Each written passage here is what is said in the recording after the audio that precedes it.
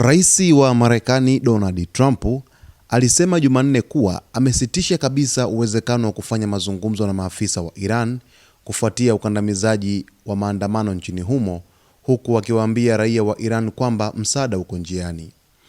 Trump hakutoa maelezo yoyote kuhusu aina ya msaada huo, lakini kauli hiyo inakuja siku chache baada ya rais huyo wa chama cha Republican kusema kuwa Irani ilikuwa inataka kufanya mazungumzo na Washington kufuatia tishio lake la kushambulia Jamhuri ya Kiislamu. Haya yanajiri wakati idadi ya vifo vinavyotokana na maandamano ya kitaifa nchini Iran imepanda na kufikia zaidi ya watu 2,000 kwa mujibu wa wachunguzi wa haki za binadamu. Hata hivyo, kupitia ujumbe wake wa hivi karibuni kwenye mitandao ya kijamii, Trump alionekana kubadilisha ghafla msimamo wake kuhusu utayari wa kushirikiana na serikali ya Iran. Wazalendo wa Iran, endeleeni kufanya maandamano, chukueni taasisi zenu, Trump aliandika katika chapisho la asubuhi kwenye mtandao wa Truth Social. Hifadhi majina ya wauaji na wanyanyasaji, watalipa gharama kubwa. Nimefuta mikutano yote na maafisa wa Iran hadi mauaji yasiyo na maana ya waandamanaji yakome, msaada uko njiani.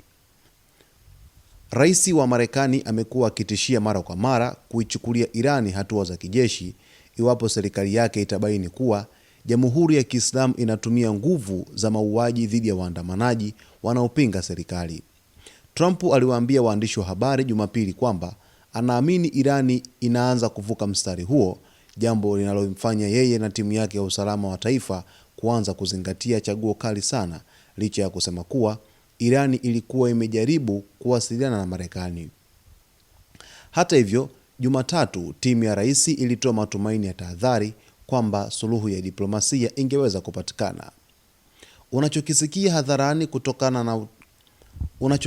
hadharani kutoka kwa utawala wa Iran ni tofauti kabisa na ujumbe ambao utawala wa Marekani unapokea kwa siri, na nadhani rais ana nia ya kuchunguza ujumbe huo, alisema msemaji wa ikulu ya White House Karoline Leavitt alipokuwa akizungumza na waandishi wa habari Jumatatu. Hata hivyo, rais ameonyesha wazi kuwa haogopi kutumia chaguo la kijeshi pale atakapoona ni muhimu, na hakuna anayejua hilo vizuri zaidi kuliko Iran.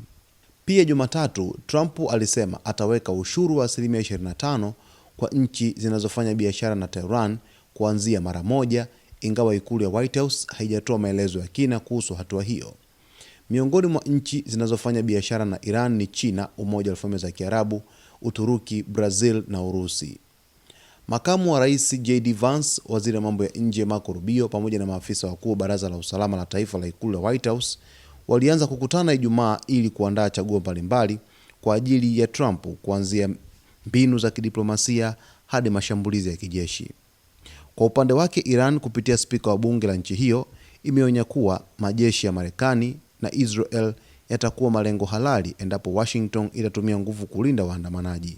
Zaidi ya maandamano 600 yameripotiwa kufanyika katika majimbo yote 31 ya Iran, kwa mujibu wa shirika la habari la wanaharakati za haki za binadamu Human Rights Activists News Agency lililoripoti Jumanne.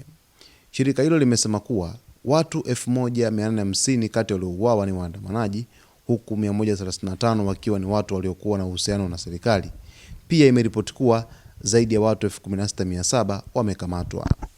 Hizi ni taarifa za kushtua kidogo kwa rais wa Marekani Donald Trump, akisema kwamba amefuta mikutano ambayo ilikuwa ifanyike baina ya maafisa wa Iran na maafisa wa Marekani, lakini vile amewataka raia wa Iran kuendeleza maandamano na kusema kwamba kuchukua taasisi zote za serikali na kuambia kwamba msaada upo njiani. Basi mtazamaji wetu, salia nasi wakati wote ili uweze kufahamu kila kitu kitakachojiri, huku mvutano na joto likizidi kuongezeka baina ya Irani pamoja na Marekani.